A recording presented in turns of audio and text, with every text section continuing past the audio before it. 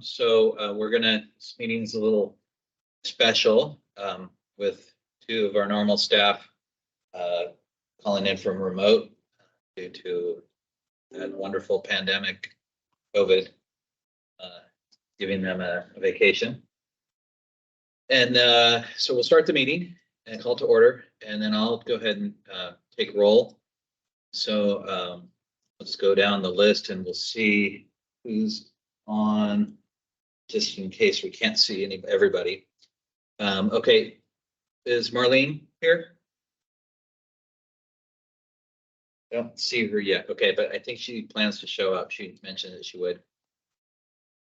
Zach? I am here. Thank you. Andrew Aliquin? And I apologize, there were a couple excused absences, but now I can't remember who they were. I think it was Katie and Tim. David Liu just arrived. I'll come back to him real quick. Nicholas Lee. Present. David Liu. Present. Perfect. Brenda Spears. Present. And Katie has an excused or called in absence, and Tim Motley has called in absence. Brad Book. I'm here. Andrew Myers. And Ryan Olson. Here. And I'm here. Okay, with that, we'll move to the next item. Did everybody have a chance to review the minutes from the last meeting? Any corrections or changes to be noted? Right, seeing none, I will approve the previous meeting's minutes. And with that, we're going to open up for public comments. It looks like we might have somebody interested. Connie, are you here for public comments? Okay, please go ahead.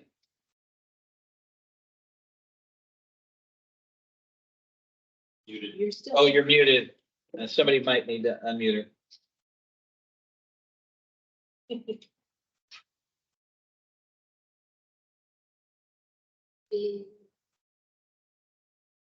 Hang on a sec, Connie. We can't hear you yet.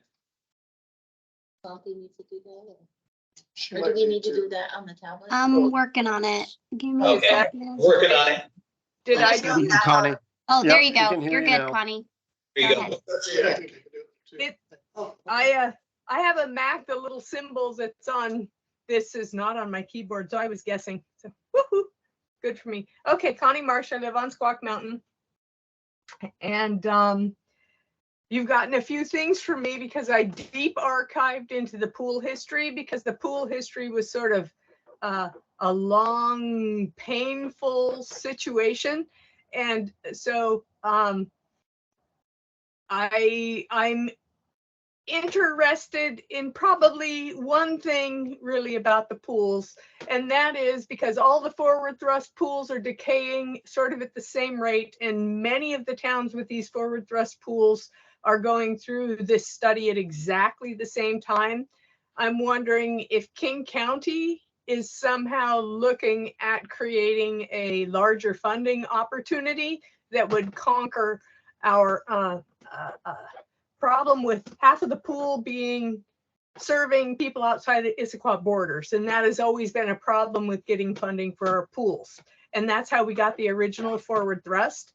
And I was actually wondering if that could be on some sort of lobbying agenda, because it seems like it's more of a statewide issue at this point in time, with so many pools having the same issue at the same time, or at least larger than the city of Issaquah. So as I gathered all of this information together, that was my main thought, was to try to raise the level of that from Issaquah to a regional situation, and how to do that.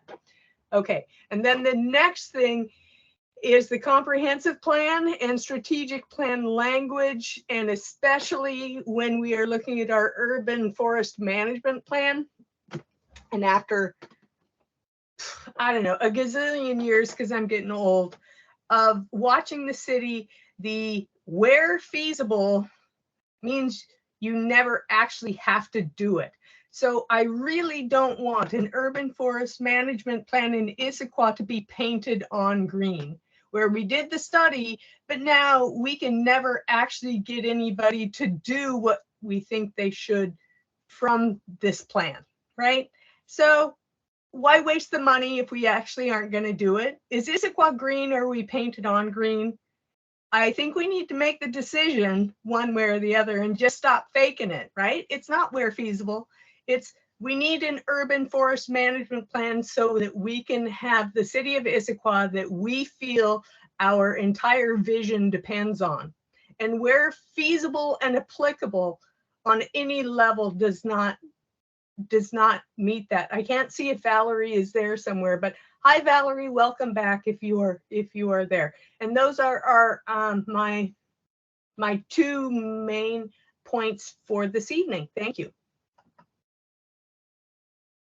Thank you very much. I'm assuming you can mute me. Santi can. There you are. It's like you're muted. Thank you. Okay, so then before we go into regular business, I think we have an introduction here, and we'll let Robin make that. Yeah, I'll start off. Julie Casada is here with us tonight, another landscape architect, but she is our new senior planner with the Planning and Parks Planning team. We're excited to have her on board, very helpful, very knowledgeable, and ready to dive into projects. And Jeff, I didn't know if you wanted to expand on that. Sure, a little bit. Thanks, Robin. Julie, welcome. So excited. Maybe, give Julie a chance to say hi. She comes with a great breadth of experience as a landscape architect, has done a lot of trail work for Newcastle, has done a lot of trail work with WTA, the Washington Trails Association, and again, is filling our senior park planner position, the position that Jen Fink held before. We're just thrilled to have Julie on board, and just excited to really have a team with Robin and Julie in our park planning division ready to go. So thanks for those few minutes. Welcome, Julie. Thanks, Jeff and Robin. Nice to meet you all. I'm glad to be here. I'm putting it all together, getting familiar with the city beyond what I was already aware of, and look forward to getting to know the projects that I'm working on and the history and more about all of you. So I love public lands, love parks and trails. I enjoy backpacking and an obscure sport, orienteering. So I'm an avid user of public lands, and I look forward to seeing what I could do here in Issaquah. Thank you. Okay, so then the next, we go into regular business. And Jeff, you're going to present about the comprehensive plan periodic update and park system plan and the goals and policies. And for all the board members, this is one of our items where park staff will be looking for some action from us, and which would be a recommendation that they can staff move forward with the draft goals, and this would just be a recommendation to move forward at the draft level, and then it would come back to us again in said Q2 of 2024, so in a few months. Perfect introduction, Chris. And with that, in my current state of mind, sorry, I'm not with you all. I'm going to hand it over to the capable hands of Robin and Valerie to start the discussion. Yeah, we're going to tag team on this one tonight, but just to kind of piggyback on our discussion from last month, we do want to come back to the goals and policies and introduce our proposed policies that we developed based on your comments, and we'll review those. But we wanted to make sure this really tied back into the comprehensive plan update. So Valerie and Stephen are here to give you a little overview of where they are, what the comprehensive plan is about, where they're at, and where they're headed next. Yeah. Okay. Next slide, please. Should I go over this one? Yeah. So what we want to do is kind of give you a brief overview, which Valerie and I will dig into a little bit more, but really the comprehensive plan update is required every 8 years to ensure compliance with the Growth Management Act, which is a state requirement. They have a deadline of December 31st, 2024. So we're all working together to review those elements and making sure the park portion of those elements are updated and we're all thinking the same way and planning for the same things. It includes a public participation program for comments and feedback. So this isn't the only chance, you'll have more chances to come in and give comments. And we want to make sure this really aligns with our goals and policies of the 2018 park strategic plan, and also our upcoming 2024 park system update. And then after Valerie gets done, I'll be diving back into the park goals and policies, where we're going to show that alignment with the comprehensive plans, capital facilities, land use elements, and other city priorities. It helps to establish our level of service to indicate future facility needs. The level of service also speaks to opportunities for grant funding, which we'll definitely be going for and looking at the end of 2024 to see what's coming up for 2025, and helping align those projects with the priority projects we're going to present in the park system plan update. And definitely the goals and we want to keep reiterating the goals and policies will be brought back. This isn't the final draft, this isn't the final iteration, but we have at least one more chance for everyone to comment and keep tweaking things if we need to tweak them. So, and with that, I'll hand it over to Valerie, our associate planner. Yeah, hi everyone.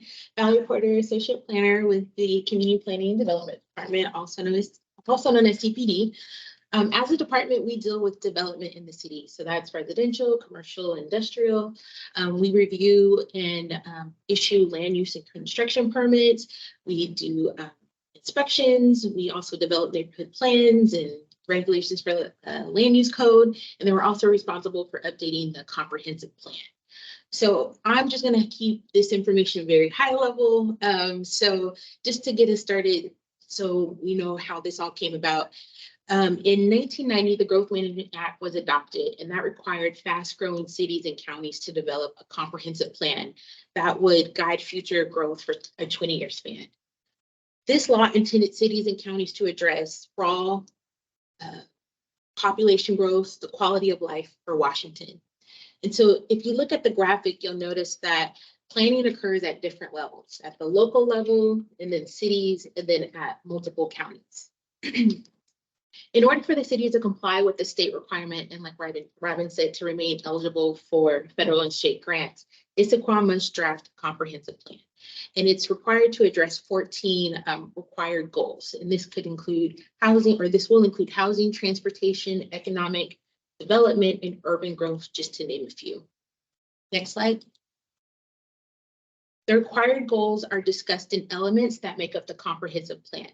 The city's comprehensive plan has 10 elements that are shown here on the slide, and each element lists the vision, goals, and policies for that topic. Next slide, please. Although the comprehensive plan is a 20-year plan, changes occur within that time, so it's important to keep the comprehensive plan updated. The comprehensive plan can be updated in two ways: annually and through a periodic update. Annually, updates occur, or they usually address minor changes. So something like a zoning map would be changed, and that can occur because a parcel was rezoned, or the city recently acquired some new property. So we would update the zoning map, and that would occur through an annual update. We would also update a single element through a year. And again, we would do that just to try to be consistent with supporting plans and make sure that we're up to date. So the second update would be the periodic update, which is what the city is currently in the process. The city is required to update the comp plan every 10 years, which was recently changed from every 8 years. And we're drafting the 2024 plan to guide development through 2044. So with these two updates, our comprehensive plan stays fairly updated. Next slide. So There are a few goals that we would like the comprehensive plan update to achieve. The first one is compliance. We would like to make sure that the plan is compliant with state and county requirements. Many of these requirements are for housing, so none of the requirements will impact the parking element. The second goal is coordination. So we will really want to make sure that there's coordination between the elements. The first thing we want is to make sure there are no duplicates between the elements. That just causes confusion and makes it really troubling when we're trying to update one element and there's a duplicate policy. And we also want all of the elements to align with the land uses and the growth projection. The third goal for this update is the design and access. We would like the comprehensive plan to be designed and placed in a spot that is easily accessible, and it can be a usable tool for all of the staff and also the public. Next slide. So the comprehensive plan is essential for local planning as it articulates a series of goals, objectives, and policies that are intended to guide day-to-day decisions by elected officials in the local government. So this slide shows a flow chart kind of illustrating how the comprehensive plan plays a part with other city plans and regulations. At the top, you'll see the comprehensive plan and how it identifies the vision of how the city wants to plan and grow. The vision talks about the why. Why is this Issaquah vision? The goals and the policies then talk about what the city wants. The comprehensive plan then feeds into the functional plans, and we're calling what we're calling functional plans are like the master mobility plan, the parks plan, the human services strategic plan. These are functional plans that discuss the implementation, and they provide the framework on how we actually achieve these goals through strategies, actions, and possible resources. The functional plans then inform the city budget and regulations like the Issaquah Municipal Code. And there, it then feeds into a performance metrics that will be checked annually to make sure that the city is on track for reaching those goals. Next slide, please. This slide is showing a Venn diagram that shows the relationship between the comprehensive plan and the functional plan. So you'll notice that the vision is listed in the element, and then that there's a little bit of overlap with the goals and the policies. These, and then the strategies are listed in the functional plan. The goals and policies will be the only items that will be listed in both of these documents, but truly the documents are separate. And the goals and policies listed in the functional plan will more so be for reference, just so people kind of understand the main purpose and understand where the strategies and actions are coming from. Next slide. Yeah, so kind of transitioning over, those goals and policies are being crafted with our park system update, our park system plan update. So, and then they'll be kind of uploaded, so to speak, up into the comprehensive plan. So we want to make sure that our visions are aligning with the overall city vision and that we're saying the same thing. So, so again, last month we talked about goals and policies, and again, goals and policies kind of take the community's vision and translate them into a focused direction, providing guidance for implementation, preservation, funding, and management. Again, it's a guiding document. It's not set in stone, but we want to be able to reference these goals and policies as we're developing projects, as we're reviewing projects, and making sure that it's still aligning with our overall vision. We looked at 8 goals that were based off of the 2018 plan. So we have parks for today and future generations, the balanced park system, connectivity, planning and design considerations, environmental preservation, maintenance and stewardship, partnerships, and implementation. So just based on your feedback, we want to keep those the same and kind of expand off of those and keep the same policies, but tweak it a little based on what we're hearing in the community and hearing from the park board members. Okay, next slide. So these were the original or the 2018 goals and policies. And what we did is just put a cross on the ones that we've updated or added on to. So we have the balanced park system, our planning and design considerations, environmental preservation, partnerships and implementation were the primary focus last month. Okay, so I just want to make sure that we heard everything and we got the feedback correct. So Hasanthi and I went through all our meeting notes, and this is what we heard. I just want to review these with you and make sure we didn't miss anything. So the first one, how can we foster economic development into the system plan? Second, integrate the native tribes into the planning and design of new projects. Third, integrate artwork, educational, historical, and cultural elements into the design of new projects. Integrate the heritage tree and urban forest management plan into the environmental preservation goal. Develop metrics to evaluate the progress of the system plan and projects. And integrate technology into the implementation goals, such as GIS. We'll look at level of service again, any other new technology we see coming, we like to kind of incorporate as much as possible and where feasible and where applicable. So if there's anything we missed, let us know. Does that sound about right based on comments? Okay, okay, great. Next slide. Oh, Nicholas. I was just going to say, I really appreciate number 5 on that previous slide. So thank you for slipping that in there as a objective of the overall update. You're welcome. It's Thank you. number 5. Important. Yeah, just to go. Yeah, Yeah, develop metrics to evaluate the progress of the system plan and projects. No, that's important for us. And Julie and I are starting to dig into that as well as we're running through projects and seeing what's coming up next year. Full plate next year, which is exciting. Okay, next slide. All right, so our first proposed additional policy was for the balanced park system. And policy B.6, seek to understand the economic benefits the park system provides while balancing residential use with regional visitors. And we know that that's becoming a big part of park systems, is how to foster that and how to integrate tourism, integrate more economic development into the parks. It seems like a more sustainable program, depending on what's coming in, but it provides a little bit more revenue for parks in general. Do you like the way that's crafted, or do you want to see any additional tweaks? Or I think I'll just ask after each one, we can review it and see if you like it. Again, this isn't the final, so you do have time again to think about it a little bit more and offer more suggestions. Chris. Could we seek to understand and measure economic benefits? Understand and measure. And put some numbers to it? Mm-hmm.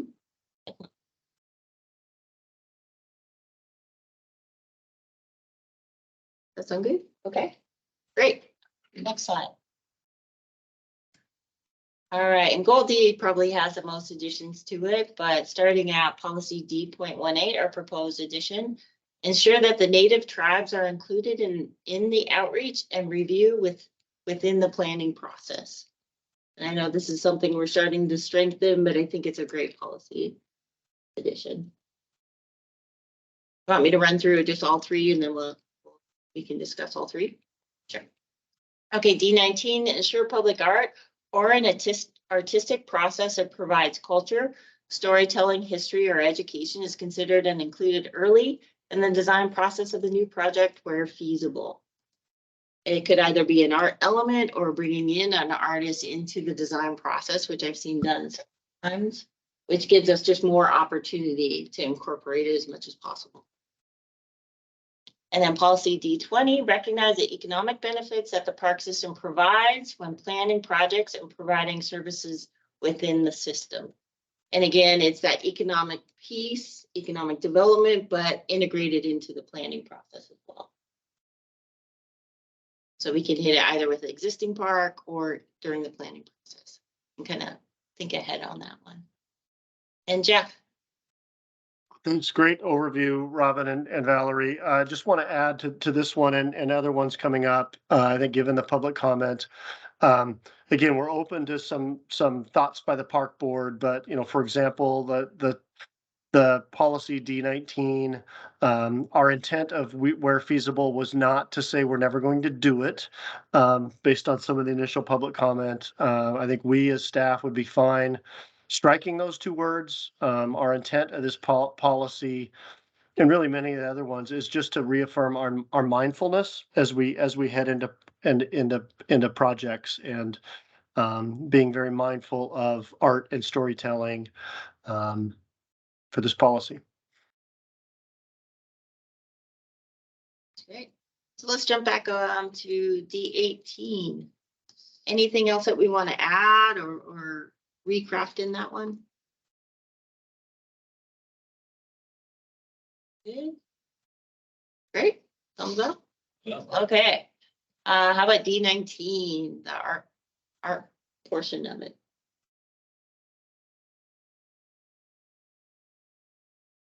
Is this where we would remove where feasible? And we can remove where Just strike feasible. that. Yeah, and just strike that, sure.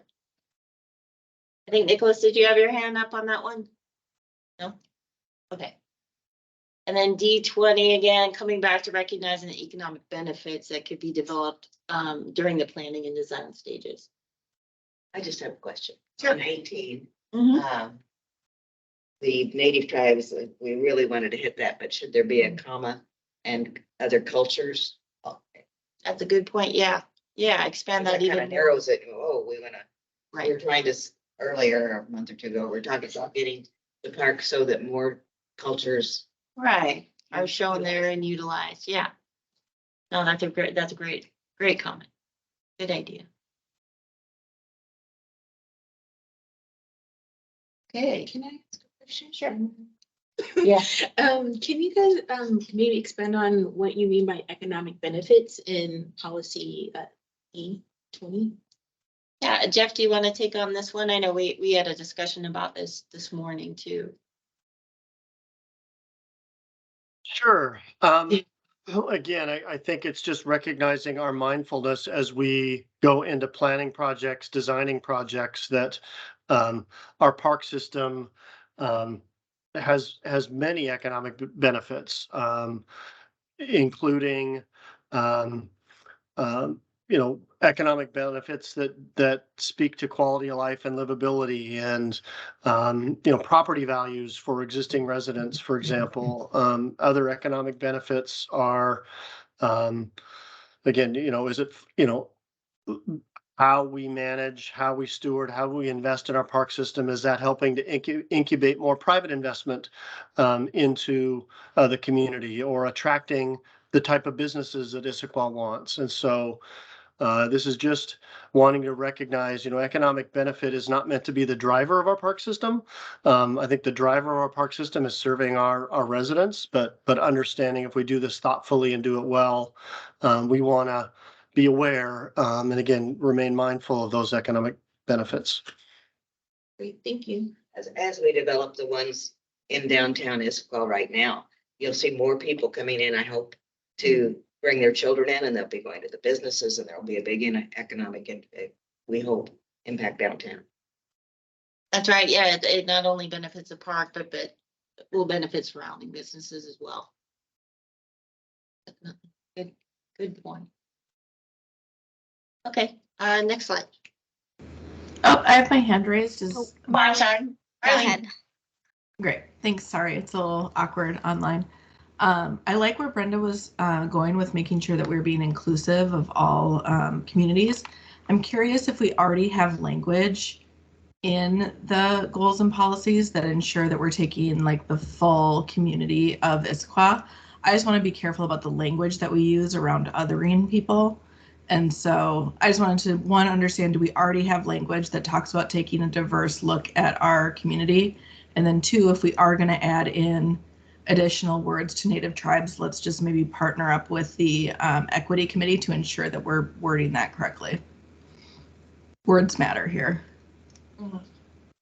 Yeah, and reviewing some of the 2018 policies, I know we did talk about diversity, and I can pull those. I don't know, I can't remember specifically which one, but I'll pull those out for you, Marlene, to make sure. But I think that's a good point to make sure we are covering that in D18.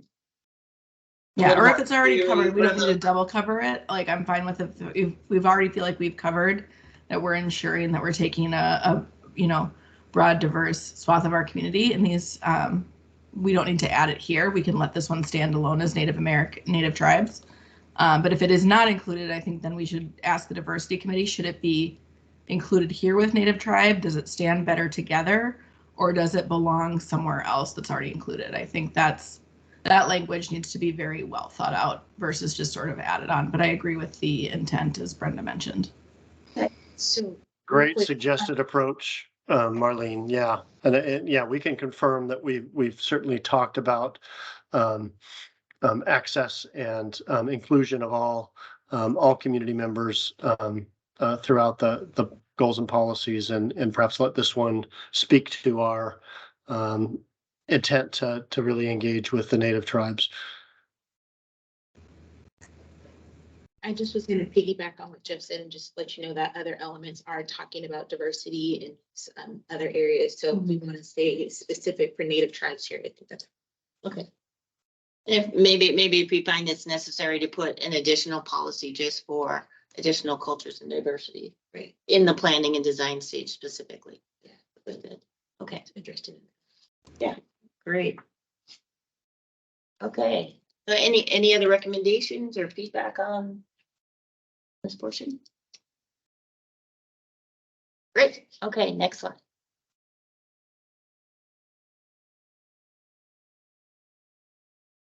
Okay, so environmental preservation, we added policy E.7, integrate the recommendations and goals of the urban forest management plan into projects and maintenance practices. And this is something we're talking to Dan Hintz very closely with. I know they're just starting in on their management plan also. So depending on the results they get, we'd really like to take a look at that and start integrating that as much as possible into any new projects and see where feasible into existing projects. And policy E.8, recognize and support trees designated with heritage tree status within the park system. And again, I know Dan is reviewing that policy as well, and nominations, how to go about that. So once that's complete, we'll be able to integrate that into our environmental preservation. Again, it belongs along and aligns with our stewardship vision and goals. Yeah, just reinforcing our commitment to aligning this and our stewardship of the park system. You'll see in this proposed edition, we would be more than welcome and suggest and recommend striking where feasible from this.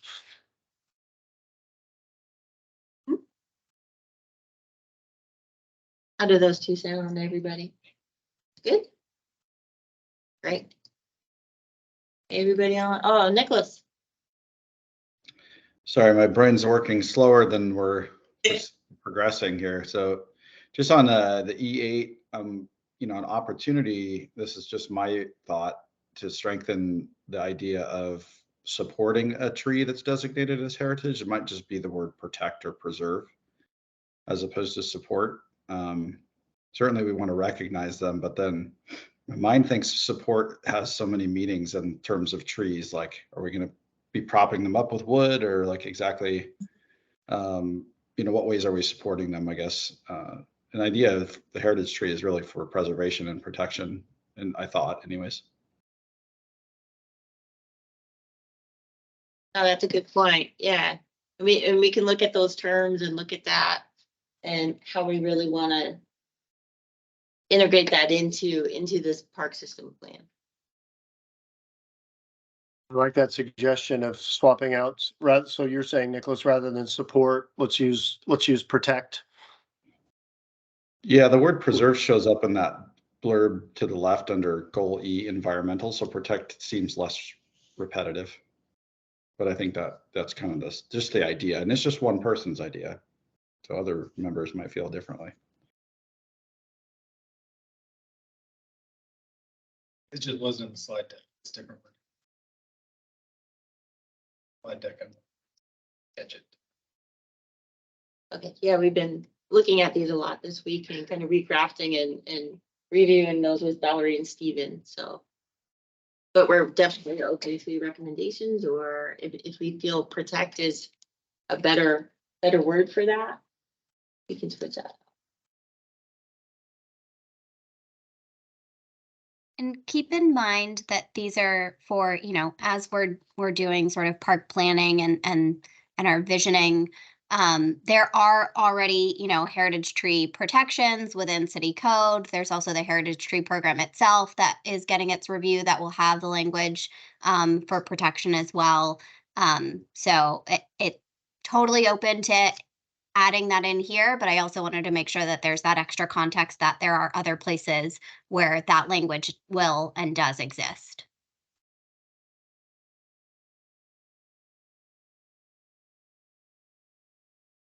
All right, we'll keep looking at that one, definitely.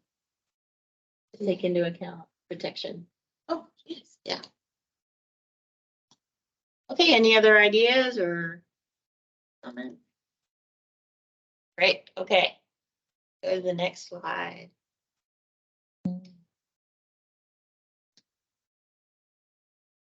All right, goal G, partnerships. So our proposed addition for G12 is seek to include Native tribes as intergovernmental partners in park maintenance programming and park capital initiatives. And again, it was our discussion on integrating Native tribes into the design process, but also as a partner, as a long-term partner, which I think is critical and important and ties back into our sustainability and management of the system as a whole, but in particular, tribal lands. How's everyone feel about that one? Marlene? I'm curious if you need the word seek to. That just softens it, like you don't have to do it. Should we just say include? Say include, strike out. Great suggestion.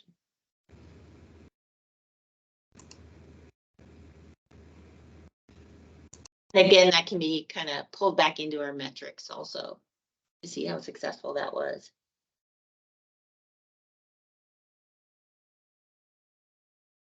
Sorry, what was for change? Seek to. Oh, get rid of seek to. Seek to. Yeah, and just include. All right. Next slide. I think this is our final addition. Implementation.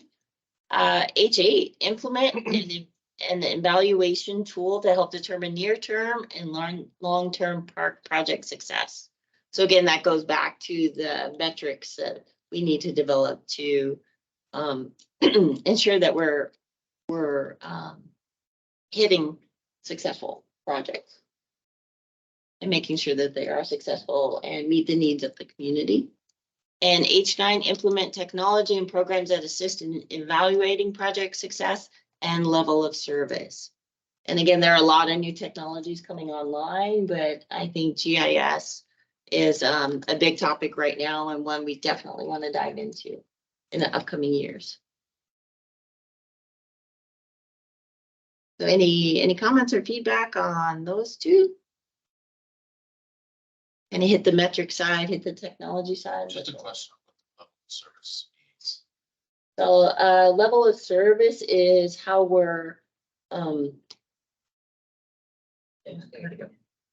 Jeff, sorry. So the question was, what is level of service? Yeah. Yeah, so park systems are asked to provide a or determine what the service level is to the community. Often and for decades, level of service has been very much just a quantity-based metric, meaning, you know, acres per 1,000, right? So how many acres of parkland do you have per 1,000 residents?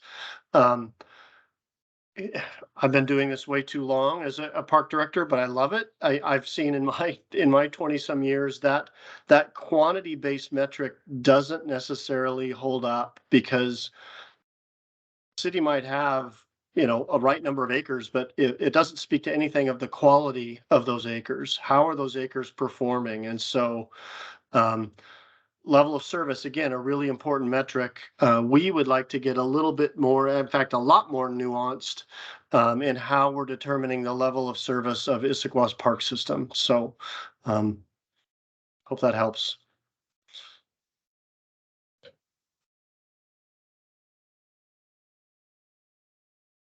Great. Any other feedback on that one? That was a good question. I do have actually a printout that kind of walks you through level of service and how that was evaluated. Great. Okay, next slide. All right, so those are the policies that we've developed based on the feedback we've heard so far. Is there anything you think that we missed or that we should really reconsider or add into? And again, we're going to keep the former policies that we had in the 2018 plan and just add these new ones in.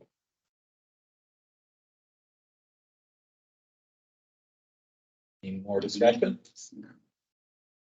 Okay, so then the requested motion or the appropriate motion at this point, if staff is to proceed, would be that the park board recommend moving forward with the draft goals and policies into both the comprehensive plan and park system plan updates. And this is understanding that this is a draft version, and then a final draft would be coming back to the board in Q2 of 2024. So if people agree with that and someone would like to make that motion. Like that motion, just like you said it. Okay, do we have a second? Second. Okay, so we'll vote, and because we have a few absences, both of our alternates, Brad and Ryan, who are present, can vote. And so all those in favor of the motion, please say, please raise your hand. So we'll count this way. So Hasanti, David, Ryan, Brenda, and I are all yes. And then Zach, Marlene, and Nicholas are yes. Think. Oh, Brad. Can't see Brad. Somehow he got double yes. He was His hand is up. I see Yeah, Andrew he went as double well. head. So it sounds like unanimously you all vote to move these forward into their draft versions for both plans. Excellent. Thank you, everyone. Okay, Chris, real quickly, thank you, everybody. Just a quick thank you to Robin and Valerie, and just the discussion we've had these last couple of months. The intentionality of aligning the comp plan work with this park system plan update this time around is going to be really, really helpful. And so, again, Valerie, thanks for joining. Stephen, thanks for joining as well. It's great to have alignment with our partners in community planning and development. Thank you. Okay, then the next item, and I'm going to read the agenda a little more carefully. This will be presented by Brian. This is regarding the Julius Boehm full feasibility study. Yes, thank you. For those who don't know me, I'm Brian Burnson. I'm the Recreation Services Manager for the Parks and Community Services Department. Here to talk to you tonight about the pool feasibility study. Really quickly, I thought I'd give you a quick history lesson on our Julius Boehm pool. There is a little bit of a process there that has occurred over time. I just thought really quickly I'll run through that, but I do spend most of our time talking about the pool feasibility study. The Julius Boehm pool was built in 1972 under the King County Forward Thrust Program. At the time, the population of Issaquah was approximately 3,000 people. King County was the owner-operator of the facility at that time. In 1994, through an agreement with King County, the city of Issaquah assumed ownership and operation of the Julius Boehm pool. From the beginning, even when the city assumed operation at that time, there's been a demand for additional water capacity, and that's continued to grow over the past 30 years. In 2009, the city of Issaquah conducted a pool feasibility study. I believe that document was mailed to some of you earlier today. It's a big document. I don't assume that you probably read through it yet, but it's a lot of good information in there. The study again identified that there's a demonstrated need for additional water capacity. Through that study, we identified 6 different options at the time. There was 2 preferred options that they sort of later fed some of the work that was done in 2015, which is my next topic too, which is 2013, city passed a park bond. And there was $5 million at that time allocated to the Julius Boehm pool. A lot of that a lot of the work that was done in 2009, the items that were needed to be worked on were actually done in 2015, which was great. But once again, that was operationally, that was to extend the life of the facility. That did not extend or provide for additional water capacity. In 2008 and 9, like I said, yeah, I already covered that piece, that the study informed it. And then in 2022, the city of Issaquah applied for and received an aquatic feasibility grant from King County Parks. So King County provided us with a grant. We applied for it and got it awarded to us to conduct a feasibility study on the Julius Boehm Pool site. And then for a large part of 2022, the city, the steering committee that was formed, and our consultant, NAC Architecture, has been working on the information being presented to you here tonight. Some items of interest I wanted to share just before we get into the actual discussion on the topic. Water capacity has been in high demand ever since we've owned the pool, or the city's been in operation of the pool. The city owns the pool, we manage the facility. The amount of water available in 1972 is the same amount of water we have in 2023. So the actual space we have is the same as when it was constructed. Since the city took over the operation of Julius Boehm Pool, the cost recovery is much stronger than it was at the time that we took it over. So over time, we've continued to recover more and more of the cost to operate that facility. Programmatically, the city runs a robust Learn to Swim program, community programs, open swim, and water safety training programs. Along with that, we support the aquatics facility supports 3 high school swim teams and the Issaquah swim team. The goal of the pool feasibility study was to, just a reminder, was to explore the feasibility of the cost-effective option for expanding capacity on the existing site and to build on the improvements that were made to the facility in 2015. Before we enter into anything, I want to give a big hearty thank you to our consultants with NAC Architecture, all the people that took part in this, because they spent a lot of time this year discussing it and having, helping put together what's going to be presented to you tonight. So with that, I'm happy to turn the presentation over to Brooke and Brian with NAC Architecture, who will introduce themselves and also share the work that we've done this year. Thanks, Brian. I appreciate that. Hi, everybody. I'm Brooke, and you can go to the next slide if you want to, and you'll see our lovely photos here. But I'm Brooke Hanley. I'm an architect and planner with NAC Architecture, and worked on multiple feasibility studies here. And I'll let Brian introduce himself. My name is Brian Love. I'm also an architect here with NAC Architecture. At least my role in this project was more as the design lead. Go to the next slide. So we have other team members that joined us to add their expertise for the study. Those were Ryan Nachreiner, who was with WaterTech Incorporated, and he was our pool specialist. We also had Ken Ballard at Ballard King Associates, and he did the demographic and market analysis as well as the operational analysis. Because this study was very interested in understanding what a feasible design could be, as well as the costs that could arise from that design, we did include some other consultants to be able to understand aspects of the permitting and design of the building. And so we had a civil consultant, and then of course we wanted to be realistic about numbers, so we did have an estimator join us as well. You can go on, go ahead and go to the next.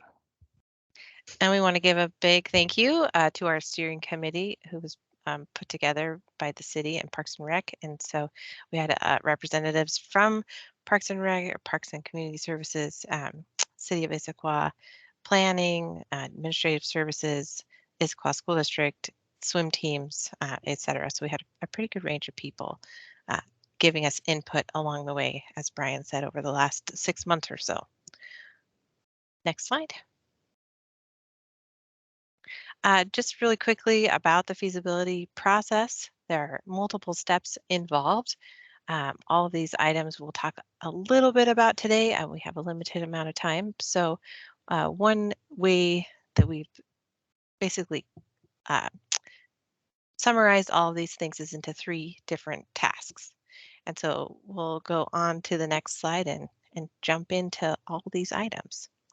So our first task is really understanding Issaquah's water needs and the project goals for expanding access to water on the existing site. Next slide. And so, as Brian said early on, you've had the same amount of water since 1970s, and so how has that changed based on the primary and secondary market areas? And so, the primary market area is the city of Issaquah, and then we've included the Issaquah School District as the secondary market sector. Basically, Ballard King goes through the ESRI database and makes these graphs and talks about the population and the demographics and all the key facts and indicators that would tell you, do you need, it basically confirms that Issaquah needs more water area to serve the population that's grown. Next slide. This is just another graph of some of those key facts, which include demographics, about education, business, employment, income, makeup of households, things like that. And that all factors into their final report, which is many pages long and will be in our final report if you would like to read it. Next slide. And I feel like Brian just really told the point so well that there is a really high demand for the existing water area at the Julius Boehm pool. And I think the reason for it is because you have so many different programs that are trying to compete for that space. And it's used by people across that demographic range. It's used by the very young and the Learn to Swim programs, people engaged in water safety programs, people in school that are in competitive swim teams, and the people that are recreation swimming as they enter later life. And so really it's this, how do you distribute a scarce resource? And there's so much competition for it now. There's a demand to be able to increase the water area. That is supported by the market analysis. Go ahead and go on to the next. And so the purpose of this feasibility study was targeted in that it looked at, well, if there is going to be an expansion, how are we able to expand and add on to the existing Julius Boehm pool to be able to make the best use of that resource and expand the water area of that building. Additionally, with that expansion, the idea is to be able to create this amenity that can continue to serve all of those different programs that are currently utilizing the existing pool. So it's not just for any one specific purpose, it's to be able to use it for Learn to Swim, water safety, for competition and recreation. Go ahead and go on to the next. All right. So that was our task number 1, understanding all of that. And then moving on to task number 2, we did an existing site assessment to look at the quality of the existing building and really review the opportunities for expansion on the site. So you can move to the next slide. Some of you are probably very familiar with this building, but it's actually in really good shape. And so we took a tour. We had WTI evaluate all the existing pool systems, and it's really in pretty good shape for its age. So I'm going to move on to the next slide. The key points, again, it's in good condition. There was some money spent on it in 2015 that has really prolonged the life of the pool. There is room on the site for a reasonably sized expansion to the west, and it's relatively flat there, so a new building wouldn't be out of the question. The previous locker rooms were expanded and will actually support most of the new plumbing fixture counts that are needed with this new addition of water. The existing door opening, which you can actually see in this photo here, thank you. It's covered with an overhead door, could actually be taken off and used as the future connection to a new addition.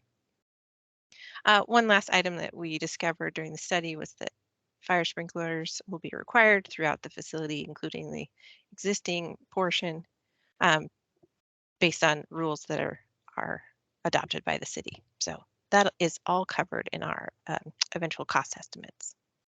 Next. I'm going to go through the next couple of slides pretty quickly. And really the point is just to underscore some of the considerations that we had when it came to thinking about the design and the location for an expansion onto the Julius Boehm pool, because there's already an existing context around the Julius Boehm pool, and it would be irresponsible to not acknowledge that and design the expansion in consideration of that. So, an expansion off to the west would be at that south gateway into the old town area. We did look at a lot of different places on the site where an expansion could be. And another area that we did look at was along the east, where there's the Rainier Trail corridor. If we go to the next. There's also the existing buildings that are around the Julius Boehm pool site that would be looking at an addition.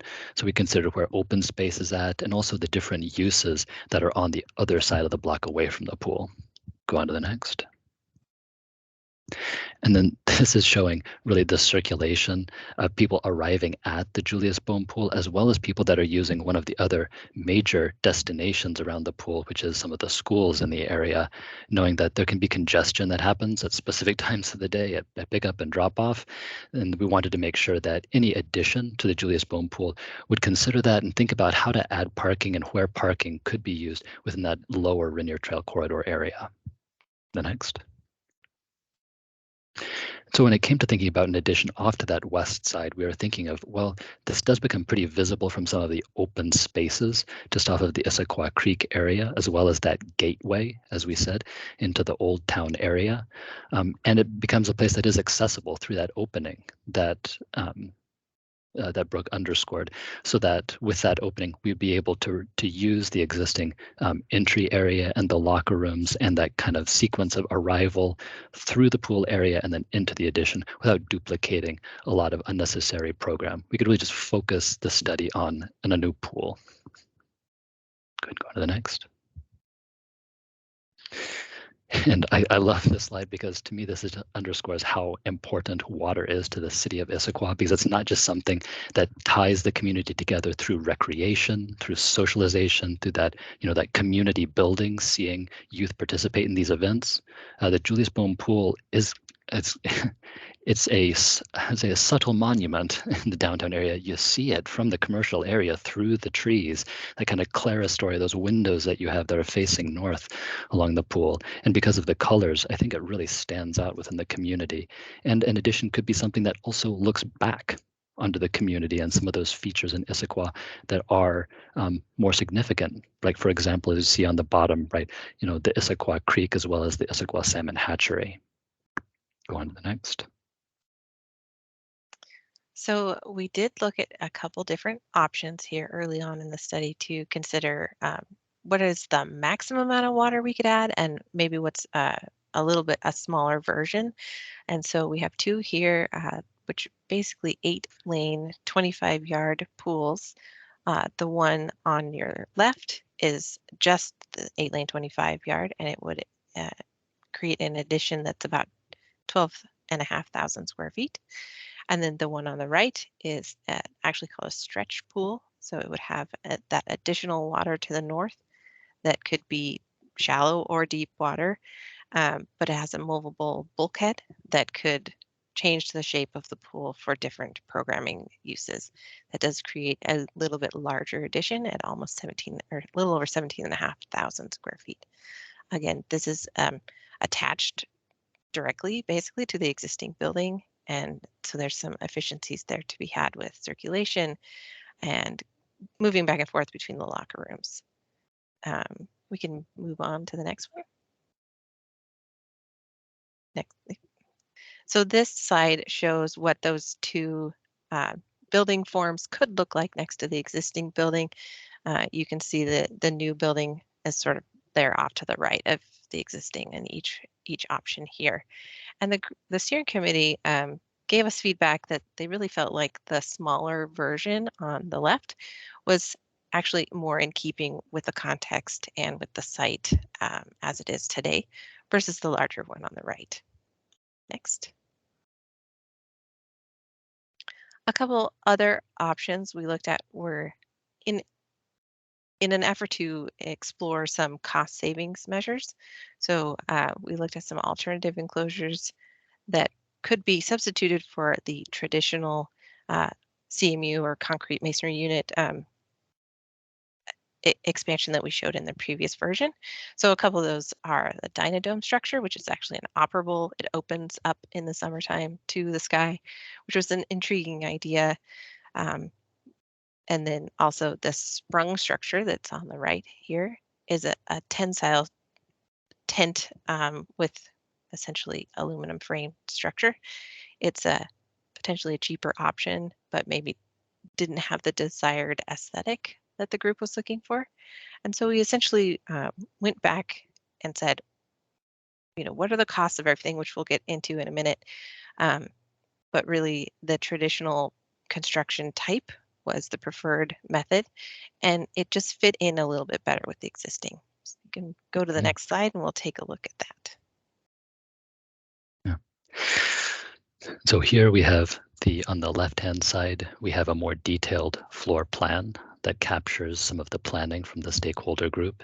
And then off to the right, we have what that could, I'll use that term, what that could look like from that Front Street area. So what you have off to the left is that, as Brooke had commented on, the 8-lane 25-yard pool, spectator area that could have folding bleachers to provide a larger deck area off to the right of the pool. Of course, that larger deck area behind the blocks on the north or the top part of the pool, as well as maybe even the ability to expand outside, since, you know, during competitions, I don't think it hurts to have a little bit of extra room as people begin to pile up and line up behind those blocks. And then the other areas that you're seeing that have labels in them, those are a lot of the support areas that are needed just for the operation of the pool and the maintenance of the new building. And then off to the right, again, what that could look like, something that you will notice is a bit of a difference from the existing building, although we have tried to keep the spirit of the existing building the same in terms of the overall outline of the building, so it doesn't look like, I don't know, something alien is tacked onto the side of the building. Trying to have a little bit more windows, because we think that that connects people inside the building more to the natural environment. I think that idea of connecting people to the outdoors was one of the reasons why the stakeholder committee was interested in us studying that Dynadome option and that sprung structure, because those have the ability to connect a lot more to the outdoors. Go on to the next. And then here we are off to the right is the existing Julius Boehm pool and that main entry into the existing building. And what you're seeing in front of you is the addition, the expansion onto the Julius Boehm pool. And maybe that also has an exterior entry that could just be used for spectators when there are larger events at the pool. Otherwise, you would typically go through that entry off to the right. Go on to the next. And then now we have just gone through that event entry and we have arrived inside of the pool, and you're looking across those 8 lanes through those windows to connect you to the outdoors, to provide a lot of natural light into the building that could still have sunshades to prevent glare on the pool surface. You have some skylights above you off to the right, again, to give that sense of openness and connection to the outdoors. That'll make this feel like a really welcoming place to recreate and compete. And the next view we're going to look at, we're actually going to go to the other side of the pool and we're going to look back at the way that we're currently standing. So if we go on to the next. Yep. Again, we're looking now back to the east, and that area that has that kind of salmon colored wall off to the left. Yes, exactly where the hand is at now. That's that connection back into the Julius Boehm pool that Brooke had talked about earlier. So that's the way that those two pools connect together and let you have access from one into the other. We go on to the next. All right, so we wanted to highlight some of the sustainable and natural features of this project. And based on feedback from the steering committee, we highlighted these 9 items here. And so you can take a look at this diagram as anyone might excuse me, as anyone who is looking into this project could see the features that are incorporated into the design in a very easy to digest way. Next. Okay, so we're on to the third task here, and that's figuring out how much the building and operating costs would be. And so we'll move on to the next slide. So we took all of the options, including the alternative enclosures, and we ran those through our cost estimator, who did a great job at giving us pretty accurate costs. And this is the total project cost, which includes soft costs like design fee, permits, sales tax, and furniture and equipment. And so for the CMU building or the more traditional design, this would be the cost for that. And this, it also includes a little bit of escalation for a couple of years. Since this project is not, close to being shovel ready at this point, we wanted to include some buffer to get you a little bit closer to the future. The other two options that we looked at were here, and you can see that the Dynadome enclosure was actually a little bit more than traditional construction, and the sprung structure was a little bit less, but not enough to maybe to sway the committee to think that that was a better aesthetic for the project. Next.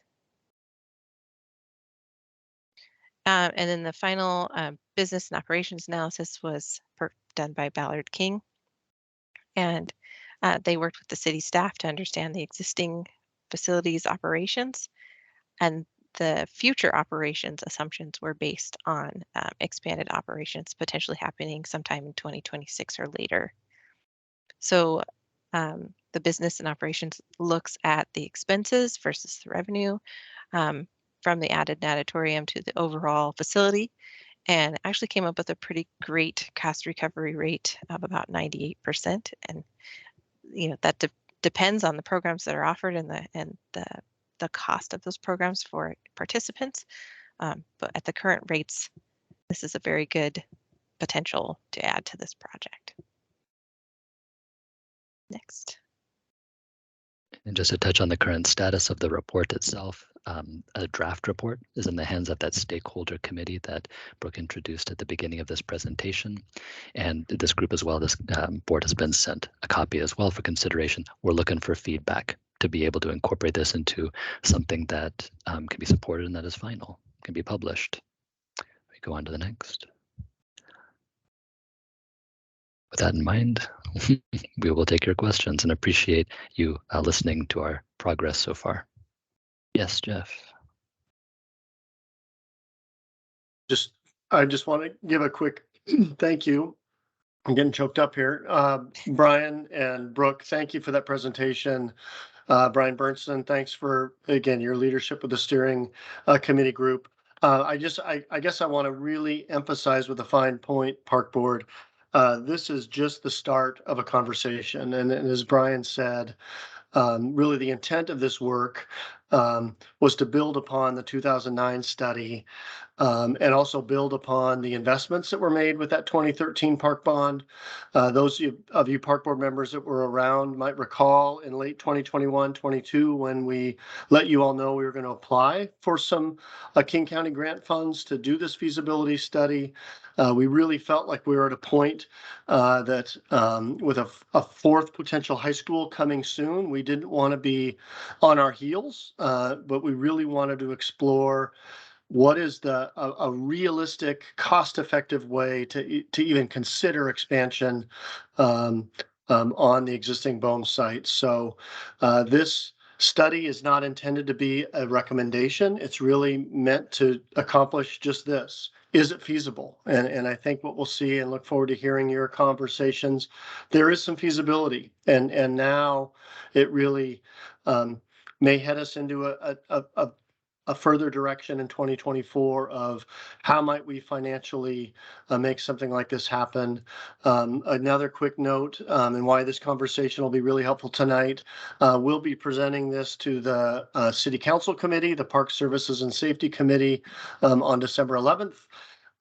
So really welcome your thoughts, feedback, questions. I'll hold there. I do have a couple, based on Connie's public comments, a couple thoughts about funding strategy, some conversations that we've had with King County over the, not just years, but really decades that they sort of decided that pools were suddenly a local service and not a regional service. But I'll hold those thoughts for after your feedback.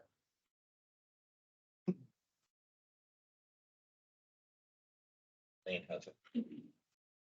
Right. So are you guys just breaking down like the current Julius Boehm as well as adding like another section to it, or just adding another section already like on the Julius Boehm? It would be in addition to the existing site, so it would be a whole nother 8 lanes, 25 yards added to the west side of the facility.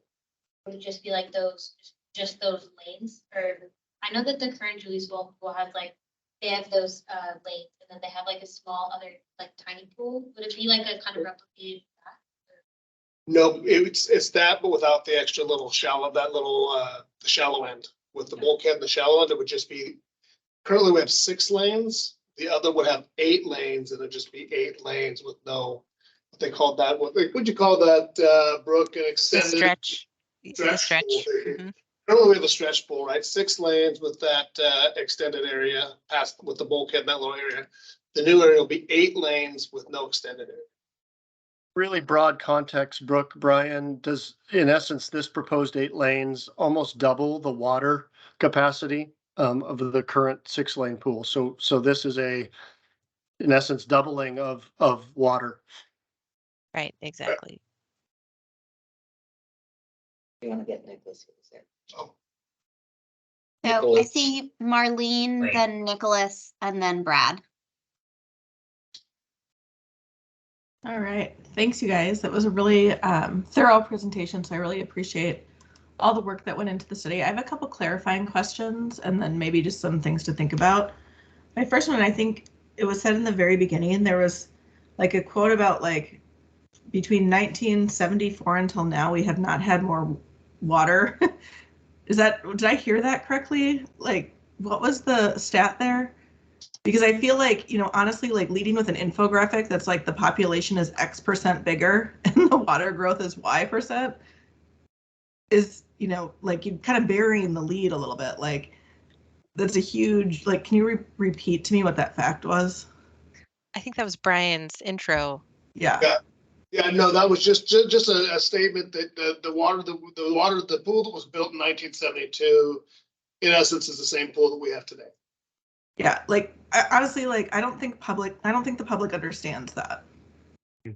Like, what did you say the population was, like 3,000 or something crazy? Yeah, approximately 3,000 when it was built in 1972. And what is the population now that we're quoting? 40,000. 40,000, 41, somewhere around there, right? Yeah, we So have I guess 41,000. when we think about funding and like selling this, maybe this is the marketing coming out in me, but it's like you gotta lead with stuff like that. Like when I moved here, just to give you guys context, I was like shocked at our pool amenities. Like they're really sad.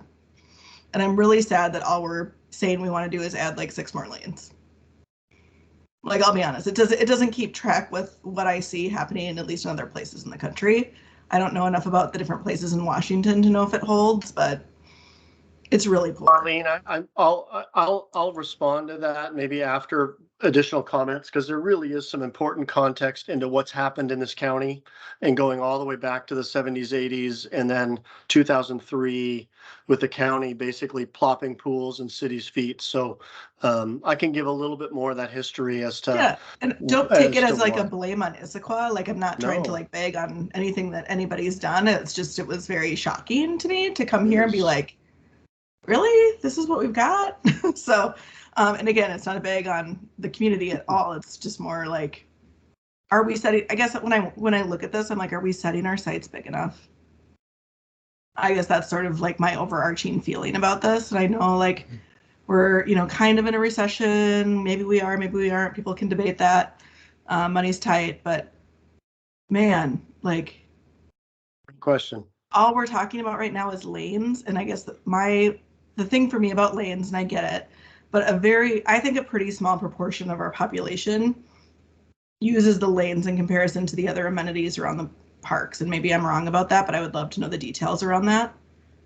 I'm really curious about, like, you know, we're taking out like sort of that stretch that I'm guessing would be for families to want to use and more recreational. I really liked that idea about what was that outdoor structure, right? Like that had like, you know, I'd be curious about why we made a decision like not to recommend to have indoor outdoor if that was a possibility. There's just a lot of sort of left on the table just to focus on what I would call like lap swim here versus, I guess, a real community amenity. So I do want to address the depth of the pool. The existing pool at well, the existing pool is about 3.5 feet deep in the shallow end, and this pool could be 3.5 to 4 feet deep on the shallow end, and then it's currently programmed to go down to about 7 feet in the deep end. But that's the depth that's required for starting blocks. So it's still family friendly on the shallow end side. But you know what I want, Jeff.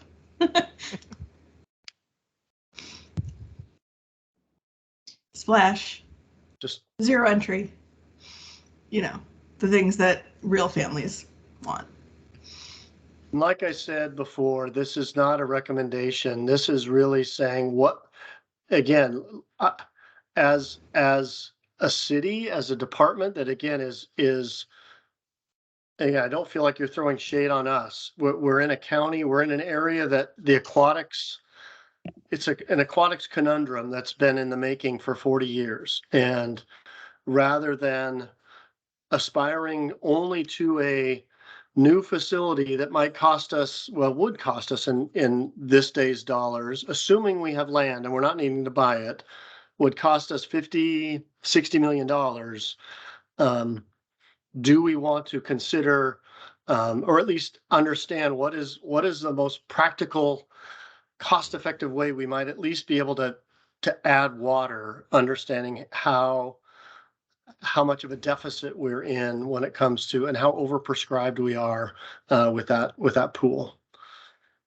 Yeah, and please don't take like what I'm saying as like any sort of vague on the work the committee's done. Like I think I want to, you know, if what we can do is the 6-lane pool, like I get it. Like we all got to work within a budget, and we've all got to work it. And I think anything we can get for the community is amazing. So I'm excited about whatever we decide to do. I guess I'm just going to push us to say, like, is there anything different that we could think about, or is there any way to put anything that that increases the amount of people who would use the pool beyond just lap swimmers? Yeah, it's really, really good.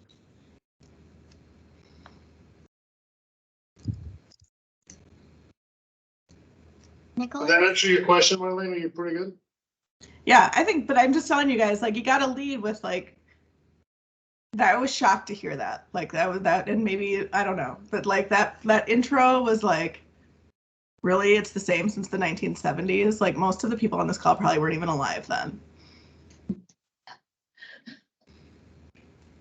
Yeah, and I will add to just what Jeff was saying too, that we from our 2009 study, you know, that had 6 different options.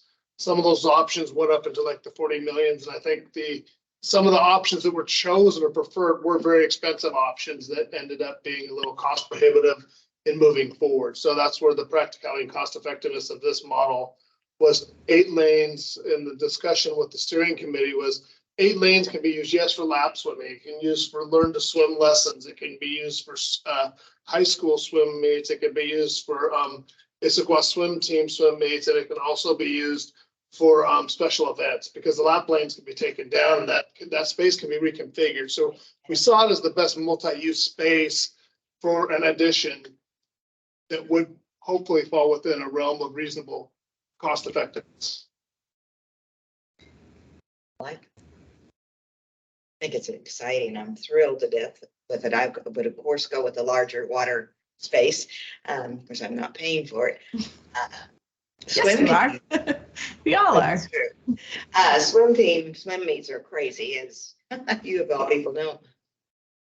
And I would like to see the walls movable. So because the crowds get insane and they want to go out and they want to sit in the picnic areas and while their kids aren't swimming. And I I saw you had doors, but do the walls open and can people follow that direction, take it out? So they can set their picnics up and. Oh, there's room to sort of flow out into that natural grass area outside of Yeah, it. because I can really see that being utilized. Once again, in concept, right? That this is not the definitive final. It's yes, it's feasible. This is what it could look like. There's a long ways between what it would actually end up being and funding Really, it. really exciting. You did talk about the traffic flow around it, and I thought about parking, because I don't know what your population is now that come in there. I know it's full all the time, but are we doubling that? And where are we gonna put all those cars, and how are we gonna deal with all that? I'm sure the committee has looked into that. Yep.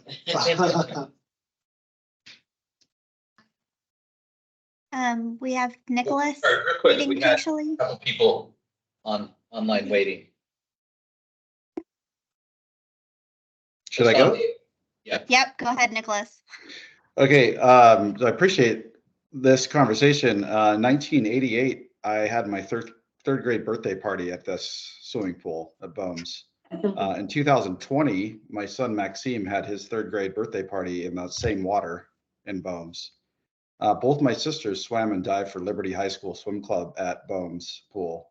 This pool is a cultural icon. I think we said that in the presentation about you can see it around the city. It's kind of one of our high points, right? It does attract some attention, although I don't know if people would know what it is when they look at it. It kind of looks like a barn or something sitting up there hanging up in the trees. So this is I'm excited that we're even talking about this. I had no idea this was something that was on our purview. When I was on the Parks and Trails Commission for the city of Redmond, we attempted this with NAC's help, NAC's help, or at least they were part of the multi-facility feasibility or facility condition index study. And what we try to do is wrap the pool together with the community center and the senior center improvement project. It was about 100 million. And, we were looking to do something like they did up in Linwood. So if you guys all want to go online and check out, what Linwood did, to their aquatic and community center, fitness center it's amazing, right? That's what everybody wants, but how you get, that kind of an investment across the street from each other here with the right kind of land and stuff, I have no idea. Redmond bit off more than they could chew. They had to prioritize. We only had so much bond capacity. And so to your point, we started value engineering, we're back down from the, the zero entry kind of, all the niceties that you want to have inside of a community amenity, and ended up with the Hartman pool just getting that kind of lame renovation that's currently actually underway right now, or just finished, I think. Like the Issaquah pool did quite some time ago. So it looks like you get shiny tiles again, but no extra capacity, no extra amenities. So I think it's great. This is a competitive or comparative advantage for the city of Issaquah. It's one of those economic benefit measurement, that or benefit adds to the city, like we were talking about in the strategic plan. So I just think it's wonderful that we're talking about it. I would support a much higher bond personally for something of this nature, because I do think it's important that it grows not only in size, but in its stature and attraction. Yeah, so just good to see everybody here again, and what a surprise. Glad I came tonight. Super cool. Thank you. That was great. Did Brad have his hand raised? Brad, go ahead. I do, Chris. So I do think it's good for us to be talking about this. I guess I have a lot of thoughts about it. One is, since we're really just kind of talking about feasibility, it seems like it'd be nice to open up the box here to some other alternatives, so that if this really does come down to a ballot measure, who knows what, the community can weigh in on maybe some other options than this. One of my concerns with this particular area is it's so congested there, and by adding additional capacity just adds that much more traffic, and our ability to control that, I think, is limited. I guess kind of leaning in the direction maybe of what Marlene was talking about a little bit. I mean, I think that the community really needs to give some consideration to an aquatic center, and maybe something that would actually be done in phases, so that it wouldn't necessarily cost a fortune up front, but maybe have something located in a place that is not as congested, maybe more easily accessible, maybe in central Issaquah, figure in the light rail system. I mean, there's a lot of potential other options in that respect for how to get in and out of it. And maybe try and keep the cost down initially in a phase where you can actually add some capacity, but also add some ability for continued growth. This really ends the growth of this location. I just don't see how you could, 10, 20 years down the road, add additional capacity. Whereas if you go to something new, where you do it in phases, that maybe you could actually foresee, a much larger aquatic center potentially 20, 30 years down the road. And I think when you're talking about something like this, you really do need to be talking long-term planning.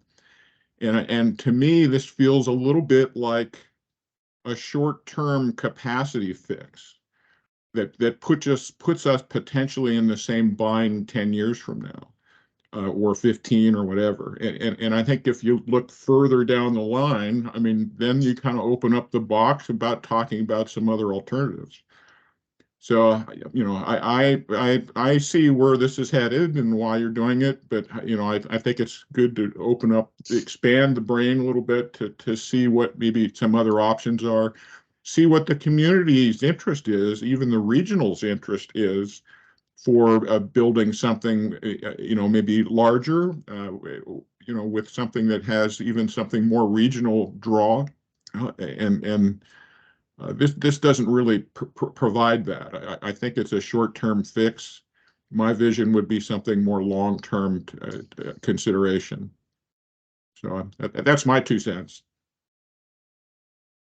Thanks. I think Sandvi now. About like the space, like at the extension of the pool. So you said there's going to be like 8 lanes, right? And you said it's also to be used for like swim meets and stuff, right? Especially for like these cross team. So I'm obviously for myself, I'm coming straight from swim practice. But I know that at swim meets it gets really, really crowded, especially on the deck. And there's not a lot of like people to sit, especially also on like the stands as well. I'm just wondering how much space there's going to be like on deck, just normally for people who are using the pool or for swimming. Yeah, if we want, we could pull up that slide really quickly. Something, can you pull up a picture of the overhead where we go back, keep going back, overhead? Yep, one more. There you go. There you go. That's perfect right there. You see how on the side I'm gonna stand up real fast.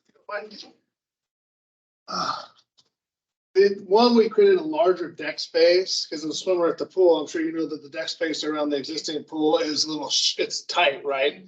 So we created a much larger deck space here around the pool as best we could with the constraints of the site, right? And these bleachers here, we've talked about, they could be, so quite a bit of seating here along this whole wall here, and not like in the other pool where it's up above. This will be at ground level for meets and stuff, and or for the participants. And this is that flowing out area where during nicer weather, people can just literally go out and thaw into that space where we have grass and then a little deck patio area. But then these bleachers could be potentially retractable. I mean, once again, this is all just hypothetical right now. But the bleachers could be retractable and create even more deck space for when you are training and practicing. You have more space to do your land activities. Does that help?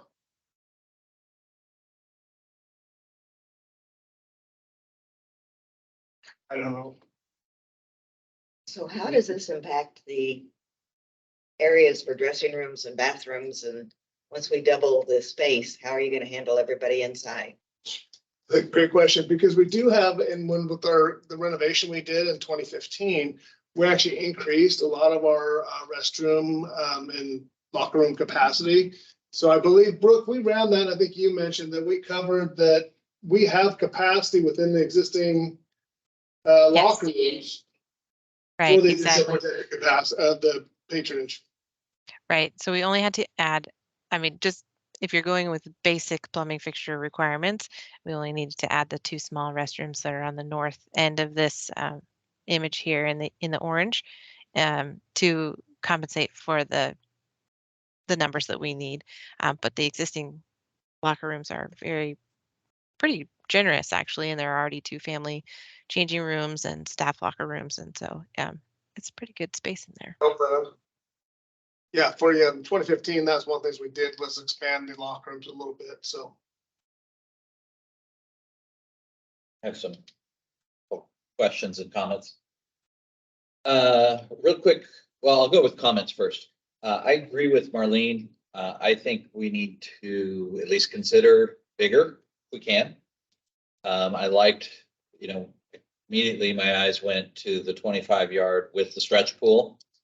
On that graphic right there, that dark gray area I guess it'd be to the north, the outdoor area. I think that might be a great place to expand as well, to create some room for overflow or staging. If you have one age group needs a place to hang out after, some level of the competition. If possible, if you look at the rendering there, that area is all in the shade. That's the north side of the building. Maybe that doesn't matter in the summer when the sun's going to be more, higher up and also to the west in the afternoon. But it might be worth looking at that once we get more into the design. And then in the stretch pool, if that could be looked at, bulging that out to the north, or the area to the north, to provide that, what do you call it? The zero depth entry, to create more of like a family and play area on the north while still maintaining the competitive area to the south. I think I once learned that the lap pools are the costliest part of an aquatic center, because you get the fewest users per volume of water, whereas like the family areas are the ones that really draw all the users. I don't know if that's correct anymore. So those are just some thoughts, but I really think we ought to reach for a bigger expansion if we can. And then a quick question on the cost recovery metric that was provided. So the 98% total cost recovery, what exactly is included in that? Is that annual operating costs? Annual cost recovery, I guess it's a little bit, it covers a lot, but not all of the expenses of the facility, right? But that's staffing, full-time, part-time, chemicals, heating, all the electrical, supplies. It does not cover the actual facility, and we call this out in the report, but it doesn't cover the facility's maintenance part of it. Like when facility workers actually come and work in the facility, it doesn't include, replacement costs that come in the future for larger items such as like your HVAC or any of those. But in general, it's running as the same as we are running right now. It's like an operating cost. Yes, including this full-time and part-time staff. Thanks. That's what I was looking for, some clarification on. Okay, and I think I apologize. We can't see everybody who raises their hand all the time, so that's why we keep saying I think it's this. But I think I saw that Nicholas raised his hand. You asked my question, and I appreciate it. And I was just trying to ascertain the same bit of data. So thank you. And then I see Andrew, you've got your hand up too. Yeah, it's maybe a mixture of comment and question. It's just wasn't based on what the previous study provided versus the study today. It wasn't just fully clear to me what the difference is, why we're doing another feasibility study, and maybe that is just something that I missed. I completely resonate around the messaging part about the ambition around the feasibility study. When I tried both the pool in Issaquah and a pool in another city, and my initial reaction jokingly to the friend that I went with was, I thought my city is richer than your city because their facility is really bigger, and their pricing structure as well is more affordable. So that's one thing that I was curious about, if the recovery structure, if it looked at the feasibility of updating the fee structure or just maintaining it, adjusting it with inflation rate.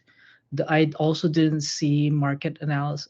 The study mentioned market analysis, but it didn't tell me, like, maybe not full competitive analysis, but just benchmarking with standard benchmarking with neighboring cities.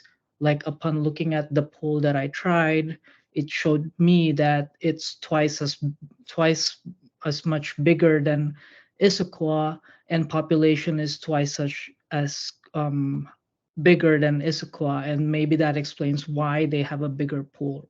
I think providing context on what do neighboring cities that are as big as Issaquah have today, and compare it, or how much we're improving, can kind of maybe send a better message to our constituents that this is what we're trying to aim for. Yeah, those are just my comments. Good comments.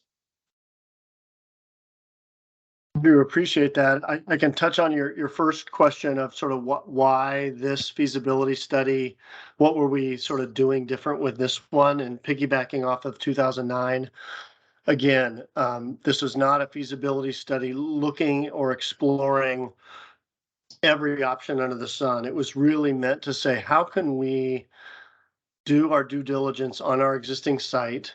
How can we provide the most cost-effective way? Is it even possible to do enough of a degree of expansion of water on the existing site, and piggyback off of the 2013 park bond investments that weren't done in 2009, right? How do we leverage those and maybe at least sort of present as a baseline? Here's a way, or here's an option we can consider to at least begin to address this pretty sizable aquatic deficit that we have, and also understand, and I think as we get into our park system plan update, we have many other deficits throughout our park system, and needs for acquisition and community parks and athletic fields, et cetera. And so how do we, at least as a baseline, start to give ourselves some creative options to consider as we try and balance all of these investment needs that I think the community is going to want across its parks and recreation system.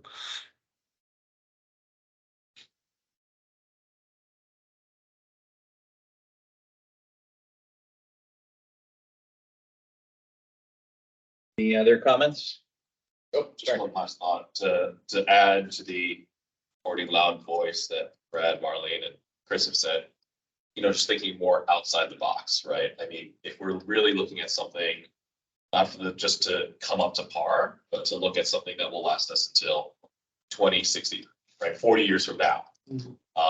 Was there a consideration of potentially even knocking down the current pool and rebuilding the entire site? Because as you saw from the schematic, it's literally right in the middle of a plot plan, right? Which is, everyone knows it's not the most efficient way to build something. So, you know, again, thinking about that 40, 50-year timeline, and the cost difference, I obviously know will be probably $67 million at that point. But now you really have the aquatic facility that we're talking about, right? And it would be, I don't know what it would be, shutting down for 2 or 3 years. I mean, you know, the Seattle Seahawks moved to Husky Stadium for two years, right? In the early 2000s. So that team is all about money. And so we're talking about community here. And if we have to sacrifice those 2 or 3 years to have something truly beautiful for 50, that's something that should be considered as well, right? Yeah. And to answer your question, no, we didn't consider that option. It was, like I said, just the basics of feasible to add more capacity on that site, which kind of speaks to that, but we didn't go into the whole blown out version of what does it look like if we were to knock it all down and what could be built. Yeah, I think once we've heard all your comments and thoughts, I'd love to talk a little bit about next steps, and maybe again, I think reconfirm sort of where we want this, or where we'd like this conversation to springboard to, David. And I think that speaks to some of your some of those considerations as well. But I'll hold off on that until you guys are done.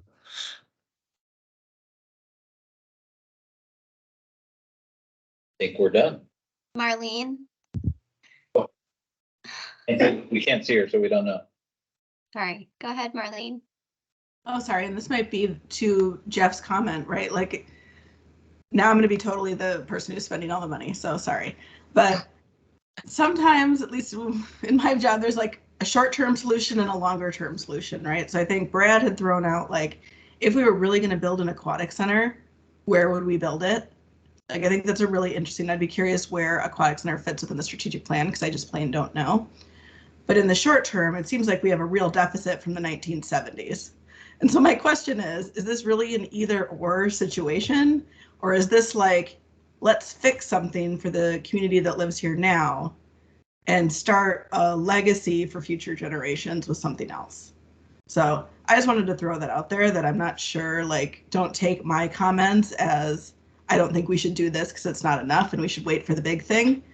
I think I'm a little like, is our town going to be big enough to have something that's really focused on competitive swim at Boehm and something that's really focused on community somewhere else in the long term? Recreational swim somewhere else, maybe. Right. Yeah. And so like, I just don't want my comments to be like, I don't, I think there's obviously a huge deficit that we need to solve for, like, right now is my understanding.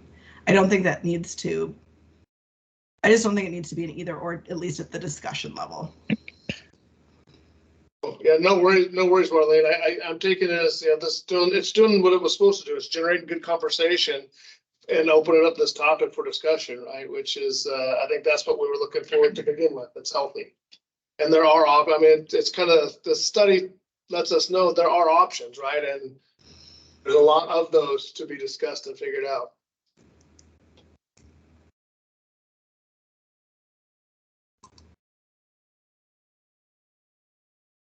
Okay, I don't see anyone else's hands unless there's anyone in the room. I think we can say thank you so much, NAC. And Thank thanks you. everyone for the great discussion. Back to you, Chris, to get us to our next topic. Okay, our next item is I think I see a hand from Jeff trying to say something. No, thank you for the transition, Hasanthi, Brooke, Brian, Love. Thank you so much. I just wanted to highlight again next steps, super fast if I can. I think I mentioned that we'll have copies of this draft plan. Brian Love mentioned that as we're kind of taking your thoughts and want to incorporate that into the plan. We'll make sure you have copies of the draft plan, as well as copies of the 2009 study. December 11th, we will be having our first conversation with City Council, the Parks, Safety Services and Parks Committee, to again, just present this feasibility study. Again, not meant as a recommendation. I want to reiterate that. It's really meant to stoke conversation and say, all right, we are at deficit, and I love the aspiration of this group, but I have to tell you, I don't think I'd be doing my job as a parks director if I keep bringing towards you, the community, every solution we have for deficits in this park system is a $40 million, $50 million endeavor. We're going to need to be aspirational, but also pragmatic and practical. And so that's the intent of this, is to just say, all right, here's at least a pragmatic approach. Community, what do we think? Connie had a great question in her public comment about funding. Whether it's this model or others, that's certainly something we're keeping very close eye on. Cities like Issaquah, we're not the only city in King County. We're sort of stuck trying to solve our aquatics problem because King County back in 2003 decided that this is, aquatics is a local thing now. We as cities have been pushing on King County for a long time. There currently is some grant funding available to King County. Doesn't pay for everything, but a project like this, and why we went after this feasibility study, projects such as this where we're looking to expand or build upon a forward thrust pool, are candidates for up to $5 million of King County grant funding. We've brought the school district along as part of this feasibility study. So whether it's a solution like this or any other solution, lo and behold, in a couple of years, if and when they're adding a fourth high school, that will make 8. So consider boys and girls teams for each of those high schools. That will be 8 teams that will need pool facilities. So we very much want the school district to be part of those conversations. All that to say, I think we're on the very front end of what we hope is to some really intentional, not just wishful thinking, aspirational, but let's be really pragmatic and practical and aspirational as we really try and address a very significant aquatics deficit in this community. So thanks a ton for all of your thoughts and comments. This is going to be a big one, added to a bunch of other big ones. How do we address athletic fields? How do we address community park and neighborhood park deficits? How do we, I mean, there's a lot of financial realities that I see that I feel like we as staff want to be really smart in presenting options and realistic options to you all as residents in Issaquah. Thanks. Okay, with that, we'll move on to the next item, which is Economic Development Action Plan, and that's going to be presented by Pharrell.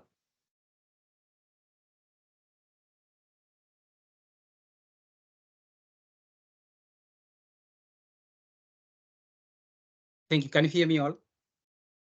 Yes, we can.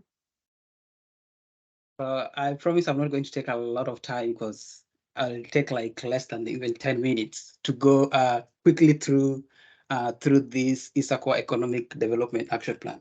So first of all, I'll start by introducing myself. My name is Pharrell Otieno. I am one of the Economic Development Coordinator with the City of Issaquah. Next slide, please. So in summary, economic development was a new department in 2012. Then created a strategic plan with the newly created EVC. So the plan was to update the strategic plan after the citywide strategic plan was completed. Also, it's important to mention a few changes to note since the last plan. So Economic Development Department now is a division within the mayor's office, staffed by 3 staff. And COVID and pandemic changes to market haven't settled, especially with the office market. Of course, we are working with Economic Vitality Commission as our advisory group all along the way. Next slide, please. So in our plan, we started this plan in April, whereby we requested RFQs and we partner with community attributes to kind of help us in developing this plan. So why is it important to do outreach to us? And first of all, as I have mentioned, we hired a consultant to allow businesses and other interested parties to be honest in their feedback, because we felt like if we approach these businesses, some of them, they want to be honest with us. So we kind of give it to our community attributes consultant to kind of lead that interviews and focus groups. Of course, overall, the top concerns were related to workforce, space. And when I talk about space, I'm talking about space in terms of affordability, accessibility, and availability. And of course, another issue that came up was affordable housing. And what we did is we did a survey, that is business survey and residential survey within the community.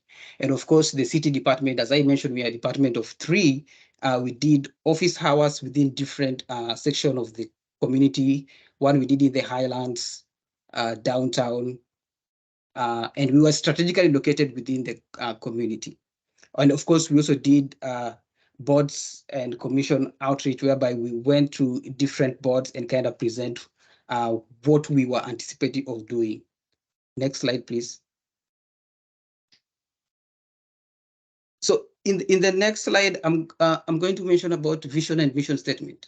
And again, mission is important to highlight that our regular work will continue. But that is in the next 3 years, we are going to focus on new efforts on 1, outdoor rec, 2, creative economy, and 3, home-based businesses.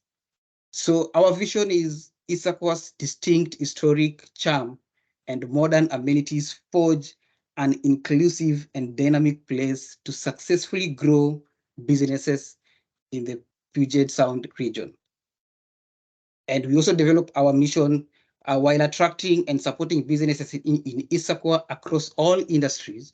The next 3 years will be a deliberate focus to grow the presence of outdoor recreation, creative economy, and home-based businesses that align and enhances our city distinct identity. So this is our mission and vision.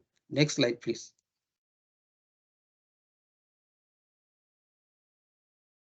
So within this plan, we came up with 3 themes, and we had theme 1, that is access to opportunity. So Issaquah desires to serve all local businesses, and in doing so, reverse historic, systemic pattern, and inequitable access to economic opportunity. One way to do so is by improving city services and systems that connect businesses and entrepreneurs to knowledge and resources to succeed. So the goal is to make these entrepreneurs succeed in Issaquah. Another is by improving the policy and regulatory environmental in which businesses operate within the jurisdiction of Issaquah. And the next theme that we came up with was convene and catalyze. So the city of Issaquah works to align local and regional effort of various city departments, partners, and agencies, and to create a durable coalition and partnership to enact program, policies, and projects. So these efforts will produce diverse, sustainable, and equitable economic development, with the city acting as a convener and a facilitator. Then theme 3, where we want to focus with the park board and the park team, is leveraging Issaquah assets.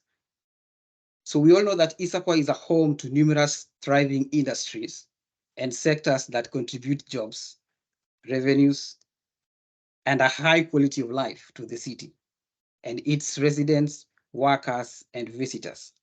So 3 sectors in particular, that is the outdoor rec, creative industries, and home-based businesses, align with and reflect Issaquah's unique sense of place, opportunities, trend, and can provide quality opportunities for jobs and entrepreneurship. And that's why we want to focus on how do we now build the business ecosystem? How do we reinforce Issaquah identity? Next slide, please.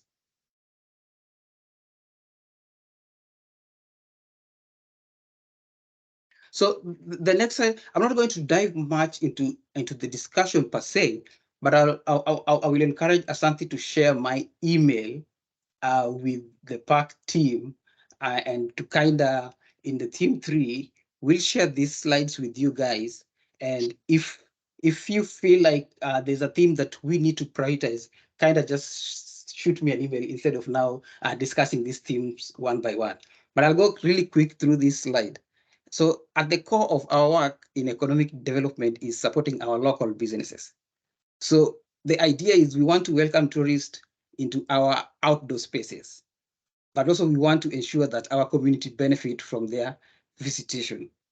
So many of the actions in the metrics consider broadening outdoor recreation customers base, but you will notice that we are also focusing on serving our businesses, our local businesses. So as we engage with outdoor recreation organization in our economic development action plan outreach, we heard from Royals Organization, Mountain Bike Organization, and several Seattle-based nonprofit who work on expanding access to outdoor to diverse community. What other recreation types specifically outdoor recreation business type should we explore? And that's a question to you guys.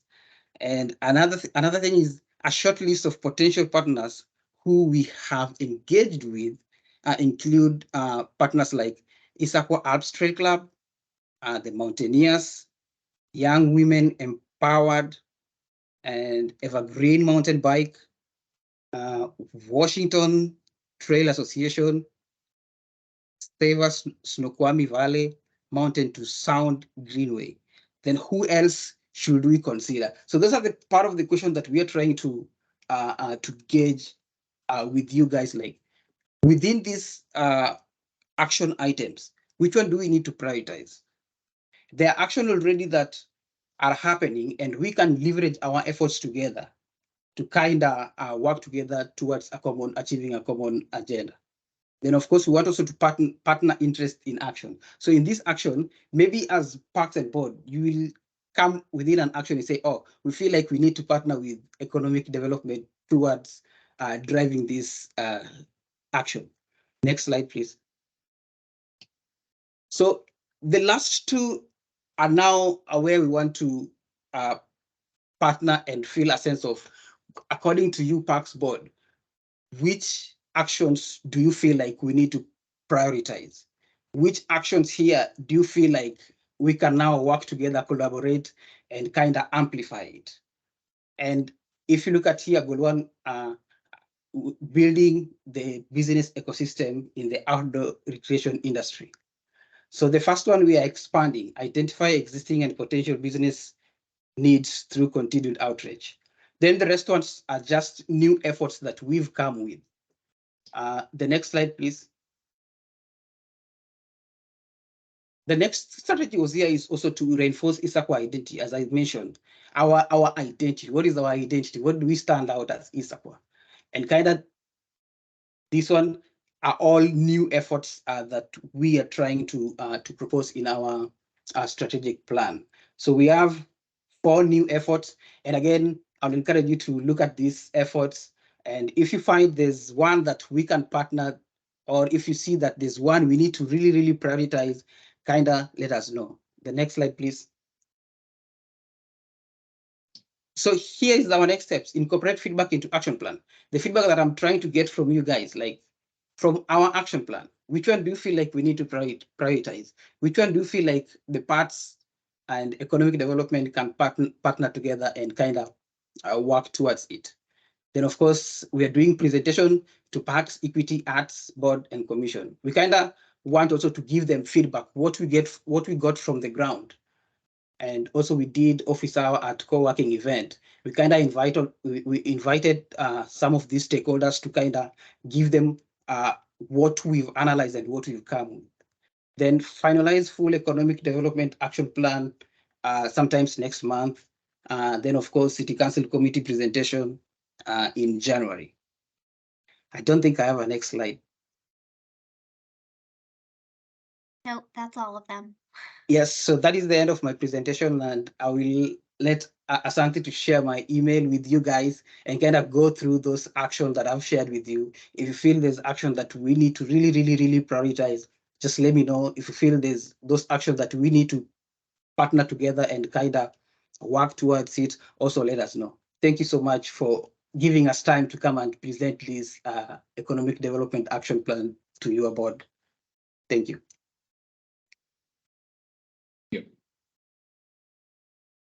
Any comments? I can't tell if any hands are raised. Asante, let me know. I don't see any hands raised currently. But yeah, please take the time to review the items that Pharrell sent over. I will make sure that you all have his email address and the contacts for our other economic development colleagues. And you all can continue to give them your feedback. Oh, I see Nicholas has his hand up. Of course, this is going to get really old because we're about to end on time, but my mind just thinks about pool, bond, investment, and economic stimulus for the city and for the kind of community that we are building here. So I think it's an important overlap and kind of a timely presentation. And I just wanted to thank you for your service and your presentation. Thank you. Okay. Thank you, Pharrell. I guess with that, we'll move on to our next item, which is reports. We can start with, we have mine listed as first, and I will do it very quick because we are at 8:59. Instead of listing all of these items, I'm going to encourage you all to regularly check the Issaquah Alps and Trails Club events calendar and the Friends of Lake Sammamish State Park. They have a whole variety of items. There's some restoration work parties if you're interested in that. There's a forest carbon credit informational hike. There's a painting in the park event at Lake Sammamish State Park, and then there's a polar plunge on January 1st. So a whole host of events that are fun or interesting, and please check them out. And after that, we'll switch over to the youth representative report. We're really happy to have you here. So first, this Friday at the Issaquah Center. So we just another thing that we were supposed to talk about this year, but we had to like push out a little bit, is a career fair. Basically what happens there is that, it's targeted towards middle and high school students, and they, they get exposures to all different types of careers, like firefighters, police officers, that are not in like, they get exposure to all different. So have been our main two events. That's about it.